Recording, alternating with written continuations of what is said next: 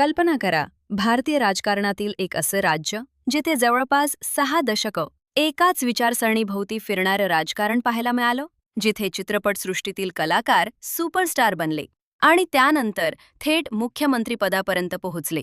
होय, आपण बोलतोय तमिळनाडूबद्दल. भारतातील असं एक राज्य जिथे राजकारण आणि सिनेसृष्टी यांचं नातं अतूट मानलं जातं. जी रामचंद्रन, जयललिता या दोघांनीही सिनेमातून राजकारणात प्रवेश केला आणि तमिळनाडूचं नेतृत्व केलं. 2026 मध्ये याच इतिहासाची पुनरावृत्ती झाल्यासारखं दिसलं.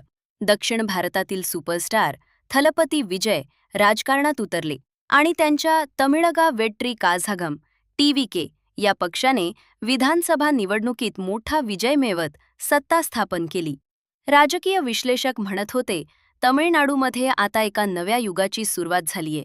पण सरकार स्थापन होऊन अवघे काही आठवडेच झाले आणि अचानक एक असा दावा समोर आला ज्यामुळे संपूर्ण राज्याचं राजकारण हादरलं.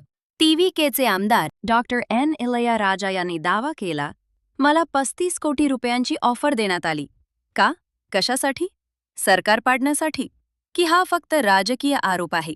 या प्रकरणात आतापर्यंत नेमकं काय घडलं? दोन्ही पक्ष काय म्हणत आहेत? आणि या वादामागचं खरं चित्र काय आहे? आज आपण या संपूर्ण प्रकरणाचा इतिहासापासून आताच्या घडामोडींपर्यंत सखोल आढावा घेणार आहोत. तुम्ही पाहत आहात विषय आत्ताचा, जिथे प्रत्येक चर्चेतील विषयामागचं खरं चित्र समजून घेण्याचा आपण प्रयत्न करतो.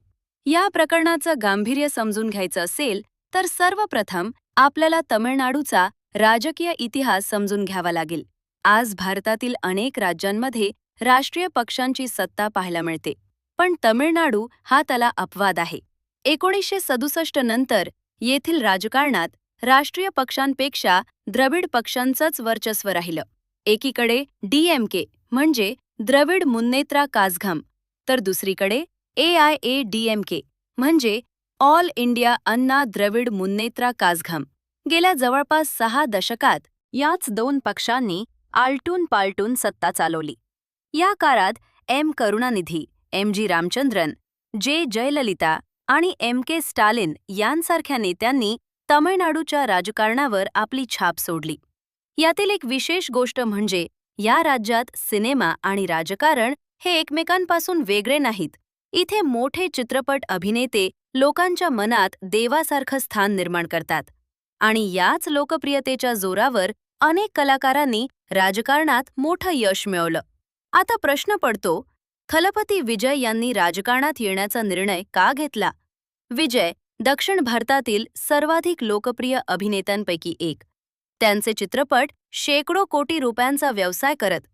त्यांचा चाहता वर्ग केवळ तमिळनाडूपुरता मर्यादित नाही, तर जगभर पसरलेला आहे. मात्र 2024 मध्ये विजय यांनी एक मोठी घोषणा केली. त्यांनी सांगितलं की आता त्यांचं लक्ष पूर्णपणे राजकारणावर असेल. त्यासाठी त्यांनी तमिळगा वेट्री काझागम म्हणजेच TVK या पक्षाची स्थापना केली. अनेकांना वाटलं हा पक्ष फक्त मतं कापेल. काहींनी म्हटलं ही लोकप्रियतेची लाट निवडणुकीपर्यंत टिकणार नाही.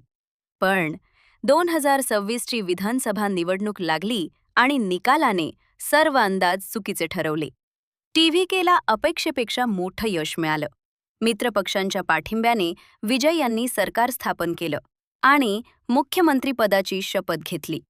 राज्यात बदलाची नवी आशा निर्माण झाली. पण ही आशा फार काळ टिकली नाही, कारण सरकार स्थापन होऊन काही आठवडेही उलटले नव्हते आणि एक असा आरोप समोर आला ज्यामुळे राज्याच्या राजकारणात मोठी खळबळ उडाली. TVKचे आमदार डॉक्टर इलैयाराजा यांनी 35 कोटी रुपयांच्या कथित ऑफरचा गंभीर आरोप केला. हा आरोप नेमका काय होता? कोणी ऑफर दिली? पोलीस तपासात आतापर्यंत काय समोर आलं? आणि या प्रकरणात तिघांना अटक का करण्यात आली? सरकार स्थापन झाल्यानंतर तमिळनाडूमध्ये नव्या सरकारकडून मोठ्या निर्णयांची अपेक्षा होती. मुख्यमंत्री थलपती विजय आपल्या मंत्रिमंडळासोबत कामाला लागले होते. राजकीय वातावरणही तुलनेने शांत होतं. पण जून 2026च्या शेवटच्या आठवड्यात अचानक एक बातमी समोर आली, ज्यामुळे संपूर्ण तमिळनाडूत खळबळ उडाली. TVKचे आमदार डॉक्टर इलैयाराजा यांनी चेन्नई पोलिसांकडे एक गंभीर तक्रार दाखल केली. या तक्रारीत त्यांनी दावा केला की त्यांना त्यांच्या पक्षाविरोधात मतदान करण्यासाठी तब्बल 35 कोटी रुपयांची ऑफर देण्यात आली होती. हा आरोप समोर येताच राजकीय वर्तुळात एकच चर्चा सुरू झाली. नेमकं ही ऑफर कोणी दिली, का दिली आणि यामागे कोणाचा हात आहे?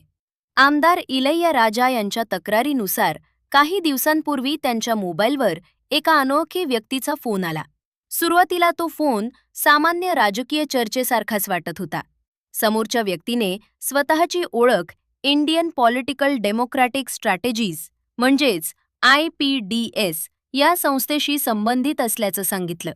प्रथम सामान्य राजकीय चर्चा, नंतर भेटण्याची विनंती आणि हळूहळू संभाषणाचा विषय थेट विधानसभेतील मतदानापर्यंत पोहोचला. इलैया राजा यांच्या म्हणण्यानुसार त्यांना सांगण्यात आलं की लवकरच विधानसभेत एक अत्यंत महत्त्वाचं मतदान होणार आहे. त्या मतदानात जर त्यांनी स्वतःच्या पक्षाच्या भूमिकेविरुद्ध मतदान केलं तर त्यांना 35 कोटी रुपये दिले जातील. इथंच हे प्रकरण अधिक गंभीर बनतं, कारण आमदारांच्या मतदानावर सरकारचं भवितव्य अवलंबून असू शकतं. तक्रारीनुसार केवळ पैशांची ऑफरच नाही, तर त्यांना आणखी एक गोष्ट सांगण्यात आली. समोरच्या व्यक्तीने दावा केला, तुम्ही एकटे नाही, आणखी काही आमदारही आमच्या संपर्कात आहेत. काही माध्यमांशी बोलताना इलैया राजा यांनी असा आरोप केला की त्यांना 10 आमदार आधीच तयार असल्याचं सांगण्यात आलं. म्हणजे हा फक्त एका आमदाराशी संपर्क नव्हता, तर मोठ्या राजकीय समीकरणाचा भाग असल्याचा दावा करण्यात आला. मात्र या दाव्याला अद्याप स्वतंत्र अधिकृत पुष्टी मिळालेली नाही. इलैया राजा यांच्या म्हणण्यानुसार त्यांनी ही ऑफर क्षणाचाही विलंब न लावता नाकारली. त्यांनी स्पष्ट सांगितलं की ते आपल्या पक्षाशी आणि मतदारांशी प्रामाणिक राहतील. मात्र ऑफर नाकारल्यानंतर त्यांना धमक्या दिल्याचाही आरोप त्यांनी केला. त्यांच्या तक्रारीनुसार त्यांच्यावर राजकीय दबाव टाकण्याचा प्रयत्न झाला. 29 जून 2026 इलैया राजा यांनी थेट चेन्नईचे पोलीस आयुक्त यांच्याकडे लेखी तक्रार दाखल केली. तक्रार मिळाल्यानंतर प्रकरण गांभीर्यानं घेतलं गेलं. प्राथमिक चौकशी सुरू झाली. त्यानंतर ट्रिप्लिकेन पोलिसांनी गुन्हा दाखल केला. तपासादरम्यान पोलिसांनी 3 संशयितांना अटक केली. त्यांची नावं थिरुनावुक्करासू नरेश आणि थियागराजन अशी सांगण्यात आली. पोलीस या तिघांची चौकशी करत आहेत. फोन कॉल, मोबाईल रेकॉर्ड, आर्थिक व्यवहार आणि इतर डिजिटल पुरावे यांची तपासणी सुरू आहे. तपास यंत्रणांचं म्हणणं आहे की संपूर्ण प्रकरणाचा छडा लावण्यासाठी सर्व बाजूंनी तपास केला जात आहे. ही बातमी समोर येताच TVKने हा प्रकार सरकार अस्थिर करण्याचा प्रयत्न असल्याचा आरोप केला. पक्षातील काही नेत्यांनी यामागे राजकीय कट असल्याचं म्हटलं. काही मंत्र्यांनी विरोधी पक्षातील काही नेत्यांवरही गंभीर आरोप केले. दुसरीकडे DMKने हे सर्व आरोप पूर्णपणे फेटाळून लावले. पक्षाचं म्हणणं आहे की या आरोपांमध्ये कुठलाही तथ्यात्मक आधार नाही. उलट हा राजकीय हेतूने निर्माण करण्यात आलेला वाद असल्याचा दावा DMKने केला. त्याचबरोबर संपूर्ण प्रकरणाचा निष्पक्ष तपास व्हावा अशीही भूमिका त्यांनी मांडली. आता इथे एक गोष्ट स्पष्ट समजून घेणं आवश्यक आहे. आज घडीला 35 कोटी रुपयांच्या ऑफरचा दावा हा TVKचे आमदार डॉक्टर N. इलैया राजा यांनी केलेला आरोप आहे. पोलिसांनी तपास सुरू केला आहे. काही जणांना अटकही झाली आहे. मात्र तपास अद्याप सुरू आहे. न्यायालयाने या प्रकरणात अंतिम निर्णय दिलेला नाही.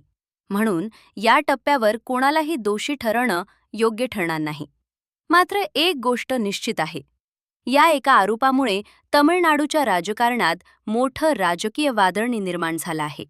आणि यापुढे या तपासातून आणखी कोणती माहिती समोर येते याकडे संपूर्ण देशाचं लक्ष लागलं आहे. राजकारणात नेहमी ऐकला जाणारा हॉर्स ट्रेडिंग म्हणजे नेमकं काय? भारतात यापूर्वी अशी प्रकरणं कुठे घडली?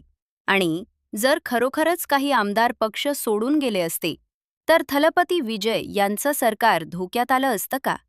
आता या संपूर्ण प्रकरणात एक शब्द वारंवार ऐकायला मिळतो, हॉर्स ट्रेडिंग. पण नेमकं हॉर्स ट्रेडिंग म्हणजे काय? भारतीय राज्यघटनेत हा शब्द कुठेही वापरलेला नाही. मात्र राजकारणात हा शब्द अनेक वर्षांपासून वापरला जातो. याचा साधा अर्थ एखाद्या सरकारचं बहुमत बदलण्यासाठी किंवा एखाद्या सरकारला सत्तेवरून खाली आणण्यासाठी आमदार किंवा खासदारांना पैशाचं आमिष, मंत्रिपद, राजकीय लाभ किंवा इतर कोणताही फायदा देण्याचा कथित प्रयत्न. म्हणजे जर एखाद्या सरकारकडे बहुमत अगदी कमी असेल आणि काही आमदारांनी भूमिका बदलली तर सरकारच कोसळू शकतं. याच कारणामुळे अशा प्रकारचे आरोप नेहमीच गंभीर मानले जातात. भारतीय राजकारणात यापूर्वीही अनेक राज्यांमध्ये अशा प्रकारचे आरोप झाले आहेत. कर्नाटक, मध्य प्रदेश, गोवा, महाराष्ट्र, अरुणाचल प्रदेश, उत्तराखंड अनेक राज्यांमध्ये सरकार बदलताना किंवा बहुमत सिद्ध करताना हॉर्स ट्रेडिंगचे आरोप झाले. काही प्रकरणं न्यायालयापर्यंत पोहोचली. काही ठिकाणी सरकार बदललं तर काही ठिकाणी तपासानंतर पुरावे सिद्ध झाले नाही. म्हणून प्रत्येक प्रकरण वेगळं असतं. आता प्रश्न पडतो, जर एखादा आमदार स्वतःच्या पक्षाविरोधात मतदान करतो तर त्याच्यावर कारवाई होऊ शकते का? उत्तर आहे हो. भारतीय राज्यघटनेतील 10वी अनुसूची म्हणजेच अँटी डिफेक्शन लॉ हा कायदा 1985 मध्ये लागू करण्यात आला. या कायद्याचा उद्देश आमदार किंवा खासदार वारंवार पक्ष बदलून सरकार अस्थिर करू नयेत हा आहे. जर एखादा आमदार पक्षाच्या व्हिपच्या विरोधात मतदान करत असेल तर त्याचं सदस्यत्व रद्द होऊ शकतं. मात्र प्रत्येक प्रकरणात अंतिम निर्णय विधानसभेचे अध्यक्ष आणि गरज पडल्यास न्यायालय घेतं. आता हा सर्वात मोठा प्रश्न आहे. सध्या उपलब्ध माहितीनुसार TVKने सरकार मित्रपक्षांच्या पाठिंब्याने स्थापन केलं आहे. म्हणून फक्त एका आमदाराने भूमिका बदलली तर सरकार लगेच कोसळेल असं म्हणता येत नाही. पण जर मोठ्या संख्येने आमदार फुटले किंवा मित्रपक्षांनी पाठिंबा काढून घेतला तर राजकीय संकट निर्माण होऊ शकतं. याच कारणामुळे अशा प्रकारच्या आरोपांकडे राजकीय पक्ष अत्यंत गंभीरपणे पाहतात. राजकारणात आरोप, प्रत्यारोप आणि सत्ता संघर्ष हे नवीन नाही. पण लोकशाहीमध्ये कोणताही आरोप, तो कितीही मोठा असला तरी त्याची सत्यता, पुरावे, तपास आणि न्यायालयीन प्रक्रियेतूनच सिद्ध होते. म्हणून 35 कोटी रुपयांच्या कथित ऑफरचं हे प्रकरण राजकीयदृष्ट्या अत्यंत महत्त्वाचं असलं तरी अंतिम सत्य तपास पूर्ण झाल्यानंतरच समोर येईल. आमचं काम कोणत्याही राजकीय पक्षाची बाजू घेणं नाही, तर उपलब्ध तथ्य, अधिकृत माहिती आणि विश्वसनीय स्रोतांच्या आधारे घटनांचा सखोल आढावा घेणं आहे. जर तुम्हाला अशाच प्रकारे राजकारण, इतिहास, समाज आणि चर्चेतील प्रत्येक विषयामागचं खरं चित्र सोप्या भाषेत आणि सखोल विश्लेषणासह समजून घ्यायचं असेल तर विषय आत्ताच आला, आत्ताच सबस्क्राईब करा. व्हिडिओ आवडला असेल तर लाईक करा. तुमचं मत कमेंटमध्ये नक्की लिहा आणि ही माहिती जास्तीत जास्त लोकांपर्यंत पोहोचावी म्हणून शेअर करायला विसरू नका. मी पुन्हा भेटेन एका नव्या विषयासह, नव्या माहितीसह आणि प्रत्येक चर्चेतील विषयामागचं खरं चित्र घेऊन. तोपर्यंत पाहत रहा विषय आत्ताचा. धन्यवाद.